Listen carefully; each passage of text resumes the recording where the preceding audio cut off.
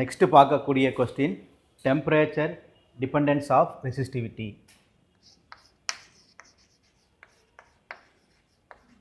Temperature dependence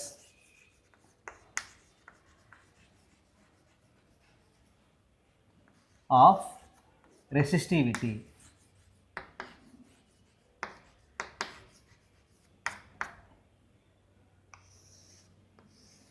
இந்த கொஸ்டினுடைய first meaning தெரிஞ்சுக்கங்க.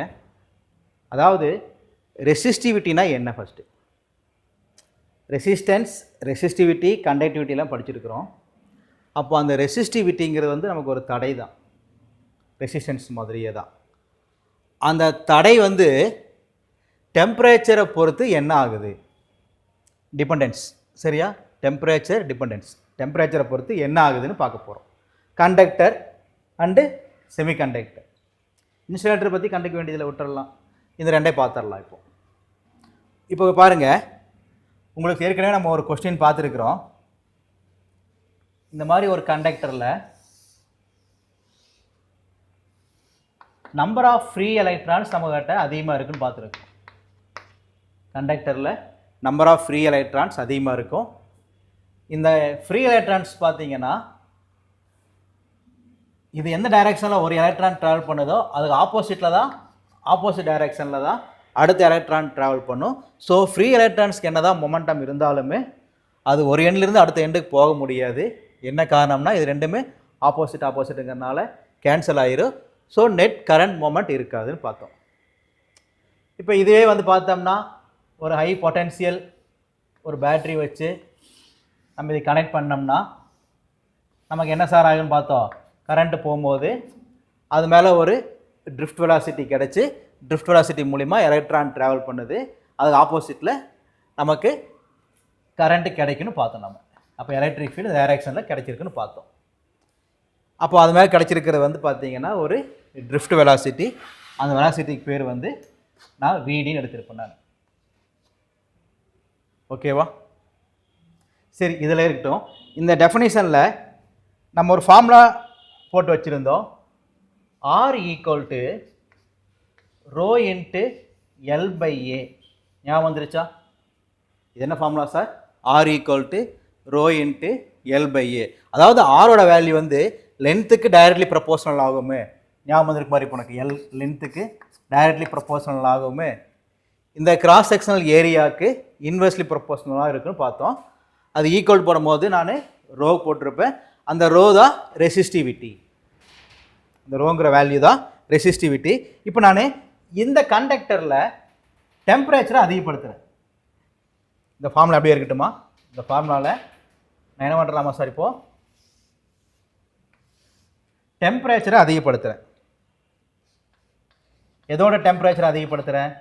இந்த கண்டக்டரில் வந்து டெம்பரேச்சரை இன்க்ரீஸ் பண்ணுறேன்.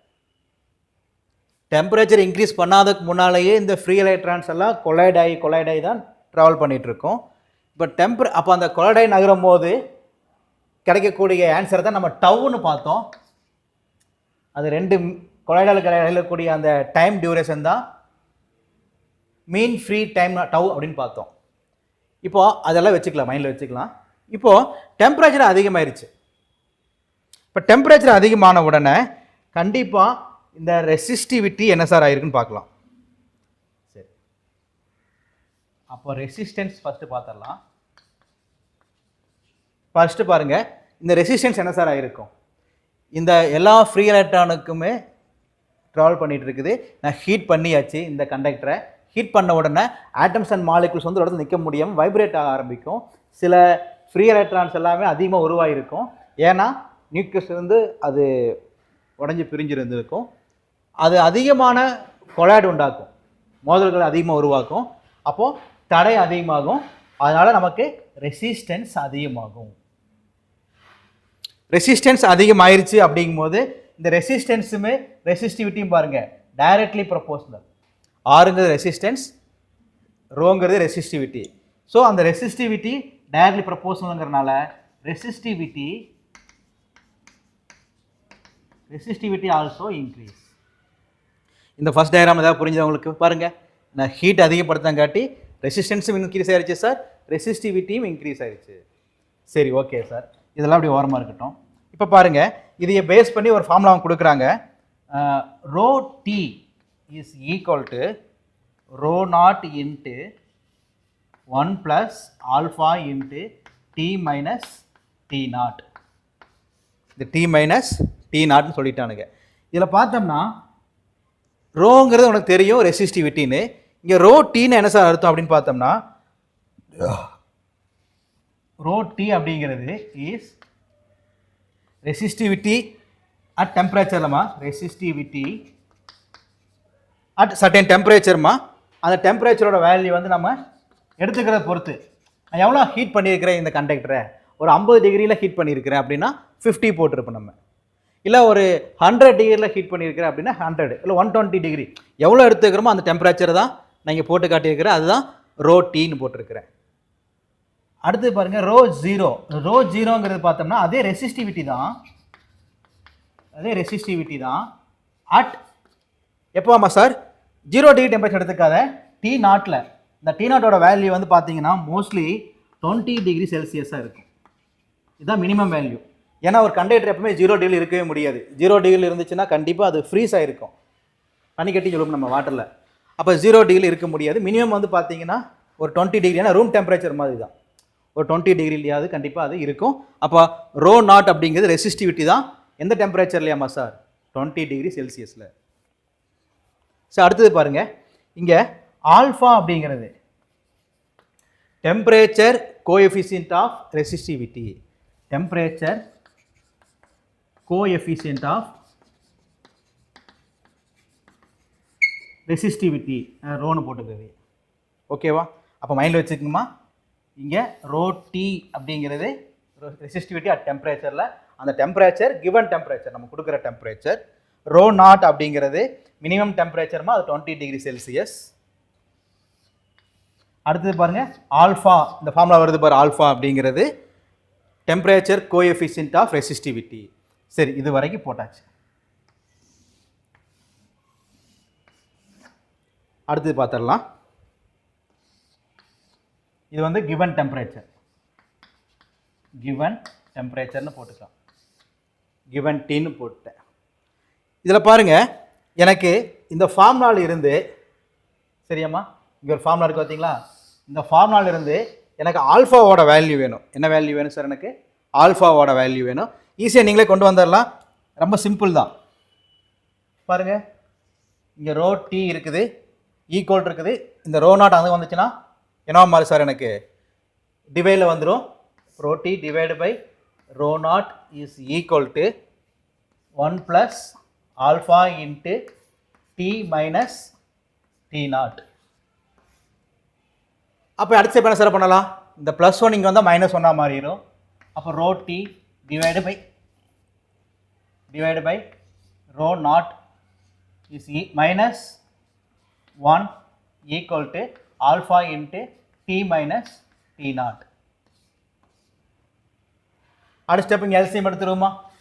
அப்போ rho T minus rho naught divide by rho நாட்னு கிடச்சிருக்கும், equal to alpha into T minus T நாட்மா. அடுத்த ஸ்டெப் பாருங்கள், எனக்கு ஆல்ஃபா தான் வேணும். அப்போ ஆல்ஃபா இங்கே வச்சுக்கலாம். இங்கே rho T minus rho naught divide by rho naught, இது டிவைட் வருமா? அப்போது டி மைனஸ் டி நாட் எழுதியாச்சு. இதுதான் எனக்கு இங்கே ஆல்ஃபாவோட வேல்யூ. இதில் ஒரு சின்ன ஆல்ட்ரு பண்ணுறேன் பாருங்க. நான் என்ன பண்ணுறேன்னா, இந்த rho T minus rho naught அப்படிங்கிறத ரெசிஸ்டிவிட்டி சேஞ்சஸ், கரெக்டாம்மா? அந்த ரெசிஸ்டிவிட்டி சேஞ்சஸ் தான் நான் டெல்டா ரோன்னு போடலாம். Divide by rho naught into T minus T naught அப்படிங்கிறது டெம்பரேச்சர் சேஞ்சஸ்மா, அதை நான் டெல்டா டீன்னு எடுத்துக்கிறேன். இதுதான் அப்போ ஆல்ஃபாவோட வேல்யூ. கிளியர் ஆகிட்டிங்களா? இதுதான் எனக்கு இப்போது ஆல்ஃபாவோட வேல்யூ. அப்போ புக்கில் வந்து உனக்கு என்ன கேட்பாங்கன்னா, ஆல்ஃபாவோட வேல்யூ வந்து டிஃபைன் பண்ணுன்னு கேட்பான். சரியா? ஆல்ஃபாவோட வேல்யூவை டிஃபைன் பண்ணுன்னு கேட்பான். அது மட்டும் கொஞ்சம் நீட்டாக எழுதி போட்டுடலாமா? புக்ஸ்லேயே கொடுத்துருப்பாங்க இந்த டெஃபினிஷன் 2 மார்க்கை, இருந்தாலும் கொஞ்சம் சொல்லிடுறேன் உங்கள்கிட்ட. என்னென்னா இங்கே டெல்டா டி இருக்கு பார்த்தியா, இந்த டெல்டா டியோட வேல்யூ 1 எடுத்துக்கலாம். சரியா?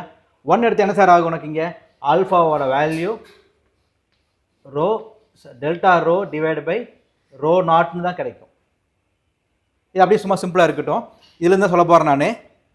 அப்போ ஆல்ஃபாவோட வேல்யூ, ஆல்ஃபா எப்படி டிஃபைன் பண்ணுவான்னு பார்த்தோம்னா, ஆல்ஃபா இஸ் டிஃபைனடு. சரியா? What is the alpha?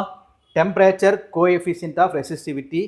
Alpha is defined as the, இங்கே பாருங்கம்மா, இதில் increase in the resistivity, increase in the resistivity, increase in the resistivity, சரியாமா, to increase the ratio of வரணுமா, the ratio of increase in the resistivity to ratio of increase in resistivity at T0 degree to resistivity.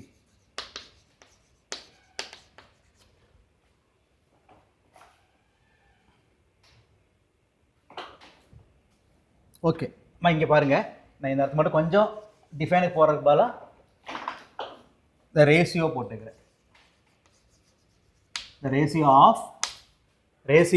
ஆஃப்னா இந்த டிவைடுமா, the ratio of இது பார்த்துக்குங்க, increase in resistivity divide to resistivity at எப்போமா sir per degree temperature, அடுத்தது வந்து per degree temperature difference எடுத்துக்கலாம்.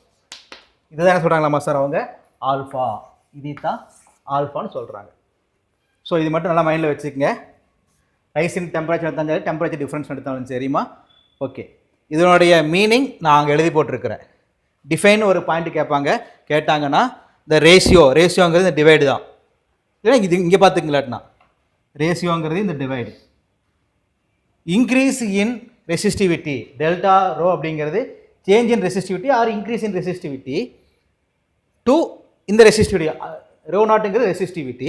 எப்போ அம்மா sir per டிகிரிங்கும் போது ஒரு degree temperature difference or per degree temperature rise in temperature. சரியா? Rise in temperature, per degree rise in temperature எடுத்துக்கலாம். ரைஸ் இன் டெம்பரேச்சர், ஒரு டிகிரி டெம்பரேச்சர் இன்க்ரீஸ் ஆகும்போது வரக்கூடிய அந்த வேல்யூஸ் சொல்லுவாங்க. இது வரைக்கும் உங்களுக்கு புரிஞ்சுதாம்மா? இதில் எந்த விதமான சேஞ்சஸ் கிடையாதுல்ல? எனி டவுட் இதில்? சரி, ஓகே.